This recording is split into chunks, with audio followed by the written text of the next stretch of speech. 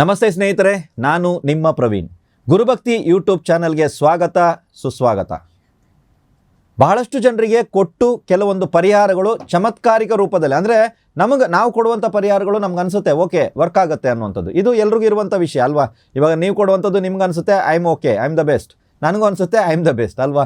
ಆದರೆ ಕೆಲವೊಂದು ಪರಿಹಾರಗಳು ನಮ್ಮ ಊಹೆಯನ್ನು ಮೀರಿ ಕೂಡ ಪರಿಣಾಮಕಾರಿಯಾಗಿ ಕೆಲಸ ಮಾಡಿರ್ತವೆ. ನಾವು ಹೇಳಿರ್ತೀವಿ 21 ದಿನ, ಅದು 2-3 ದಿನದಲ್ಲೇ ಕೆಲಸ ಮಾಡಿರ್ತವೆ. ಈ ರೀತಿ ಪರಿಹಾರಗಳು ಭಾಳಷ್ಟಿದೆ.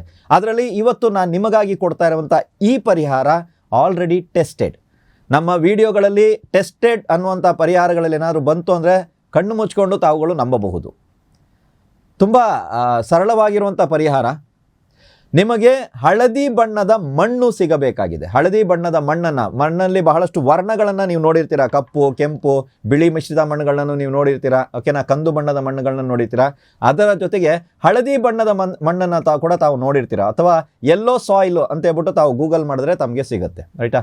ಅಥವಾ ನನ್ನ ಪ್ರಕಾರ ಅದನ್ನೆಲ್ಲ ಗೂಗಲ್ ಮಾಡೋದಕ್ಕಿಂತ ಹಳದಿ ಬಣ್ಣದ ಮಣ್ಣು, ಮನೆ ಹತ್ರ ಎಲ್ಲಾದರೂ ಒಂದು ಕಡೆ ಬೋರ್ ಹೊಡಿತಾ ಇದ್ದಾರೆ, ಬಾವಿ ತೆಗಿತಾ ಇದ್ದಾರೆ, ಅಥವಾ ಪಾಯಾಗಿ ಅಗೀತಾ ಇದ್ದಾರೆ ಅಂದರೂ ಕೂಡ ನಿಮಗೆ ಸಿಗುತ್ತೆ. ಬಹಳಷ್ಟು ಲೇಯರ್ ಇರುತ್ತೆ ಮಣ್ಣುಗಳಲ್ಲಿ. ಅದರಲ್ಲಿ ಒಂದು ಹಳದಿ ಬಣ್ಣದ ಮಣ್ಣು.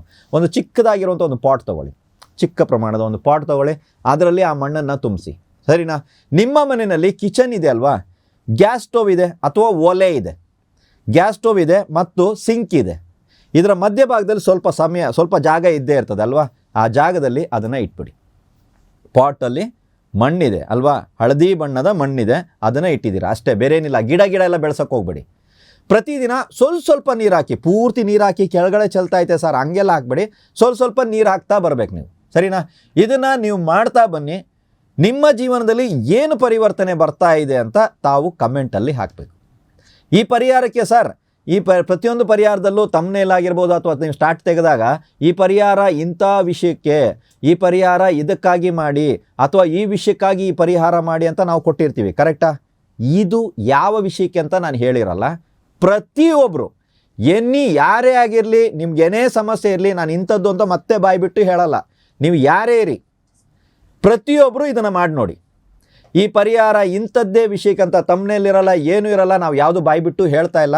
ಆದರೆ ಮಾಡಿದ ನಂತರ ನಿಮ್ಮ ಕಮೆಂಟ್ಸ್ ಇದೆಯಲ್ಲ, ಇದು ನಮಗೆ ಬಹಳ ಅವಶ್ಯಕತೆ ಜಾಸ್ತಿ ಇದೆ. ಇದು ನೀವು ಕಮೆಂಟ್ಸಲ್ಲಿ ನಮಗೆ ಹಾಕಿ.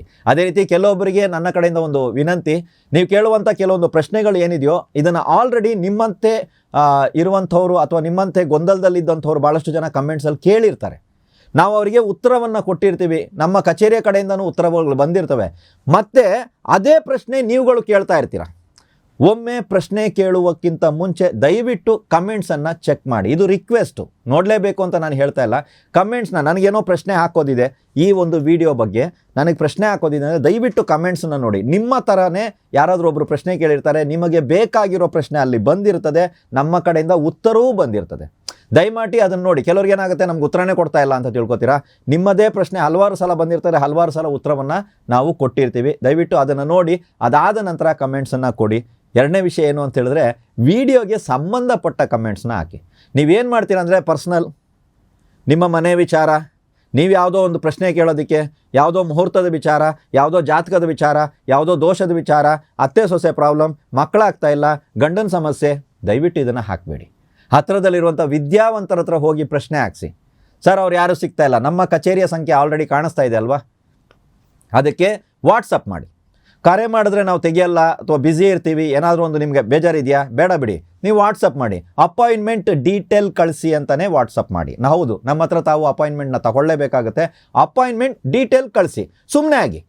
ನಾವು ಖಂಡಿತವಾಗ್ಲೂ ರಿಪ್ಲೈ ಬರುತ್ತೆ, ನನ್ನ ರಿಪ್ಲೈ ಖಂಡಿತವಾಗ್ಲೂ ಬರುತ್ತೆ. ಭಾಳಷ್ಟು ಕೆಲಸ ಕಾರ್ಯಗಳಲ್ಲಿ ಇರೋದ್ರಿಂದ ಸ್ವಲ್ಪ ಸಮಯ ನನಗೆ ಹಿಡಿಬಹುದು ನಿಮ್ಮ ಪ್ರಶ್ನೆಗೆ ಉತ್ತರವನ್ನು ಕೊಡೋದಕ್ಕೆ, ಅಥವಾ ನೀವು ಕಳಿಸಿರುವಂಥ ವಿಷಯಕ್ಕೆ ನಾನು ಡೀಟೇಲ್ ಕಳಿಸೋದಕ್ಕೆ ನನಗೆ ಸ್ವಲ್ಪ ಸಮಯ ಹಿಡಿಬೋದು. ಆದರೆ ಉತ್ತರ ಅಂತೂ ಖಂಡಿತ ಬರುತ್ತೆ ಸ್ನೇಹಿತರೆ. ಇಲ್ಲ ಸರ್ ನಿಮ್ಮ ಹತ್ರ ಎಲ್ಲ ಬರೋದಿಲ್ಲ ನಮಗೆ, ಹೌದಾ, ಹತ್ತಿರದಲ್ಲಿರೋ ಹತ್ರ ಜಾತಕ ತೋರಿಸಿ.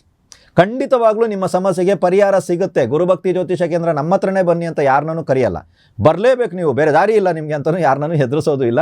ಖಂಡಿತವಾಗ್ಲೂ ಯಾರ ಹತ್ರ ಬೇಕಾದ್ರೂ ಹೋಗಿ, ಹೇಗೆ ಬೇಕಾದ್ರೂ ಹೋಗಿ. ಆದರೆ ಪರ್ಸ್ನಲ್ ಕ್ವಶನ್ಗಳಿದ್ದಾಗ ದಯವಿಟ್ಟು ಇಲ್ಲಿ ಹಾಕಬೇಡಿ. ಕೆಲವೊಂದು ವಿಷಯಗಳನ್ನ ಇಲ್ಲಿ ಶೇರ್ ಮಾಡ್ಕೊಳ್ಳೋಂಥ ವಿಷಯಗಳು ಇರಲ್ಲ. ದಯವಿಟ್ಟು ಕೆಲವೊಂದು ತಾಯಂದಿರು ಅರ್ಥ ಮಾಡ್ಕೊಳ್ಳಿ ನನ್ನ ಮಾತು ಏನು ಅಂತ. ಯಾವ ವಿಷಯವನ್ನು ನೀವುಗಳಲ್ಲಿ ಹೇಳಬಾರ್ದು ಅಂಥ ವಿಷಯಗಳನ್ನೆಲ್ಲ ನೀವು ಕಮೆಂಟ್ಸಲ್ಲಿ ಹಾಕಿರ್ತೀರ. ನಮಗೆ ಅದಕ್ಕೆ ಉತ್ತರವನ್ನು ಕೊಡೋದಕ್ಕೆ ನಾವೇ ಯೋಚನೆ ಮಾಡ್ತೀವಿ. ದಯವಿಟ್ಟು ಅರ್ಥ ಮಾಡ್ಕೊಳ್ಳಿ. ಸೊ ಈ ಒಂದು ಇವತ್ತಿನ ಪರಿಹಾರ ಟೆಸ್ಟೆಡ್ ಇದೆ. ಯಾವ ವಿಷಯಕ್ಕೆ ನಾನು ಹೇಳಲ್ಲ, ನೀವು ಮಾಡಿ ನೋಡಿ. ಎಲ್ಲರಿಗೂ ಮನೆಯಲ್ಲಿ ಪ್ರತಿಯೊಬ್ಬ ಸದಸ್ಯರು ಸರ್ ತಂದೆಗೆ ಏನು ಬೇಕೋ ಅದು ಸಿಗುತ್ತೆ, ತಾಯಿಗೆ ಏನು ಬೇಕೋ ಅದು ಸಿಗುತ್ತೆ, ಅಣ್ಣನಿಗೆ ಏನು ಬೇಕೋ ಅದು ಸಿಗುತ್ತೆ, ಅಕ್ಕನಿಗೆ ಏನು ಬೇಕು ನೀವು ಮಾಡಿ ನೋಡಿ. ಫಸ್ಟು ಗುರುಭಕ್ತಿ ಜ್ಯೋತಿಷ ಕೇಂದ್ರದ ವತಿಯಿಂದ ಯಾವುದಕ್ಕೆ ಪರಿಹಾರ ಕೊಟ್ಟಿದ್ದೀವಿ ಅಂತ ನಾವು ಹೇಳ್ತಾ ಇಲ್ಲ, ಮಾಡೋದ್ರ ಮೇಲೆ ನಿಮ್ಮ ಒಂದು ಅನುಭವವನ್ನು ನಮ್ಮ ಜೊತೆ ಹಂಚ್ಕೊಳ್ಳಿ. ಎಲ್ರಿಗೂ ಒಳ್ಳೆಯದಾಗಲಿ.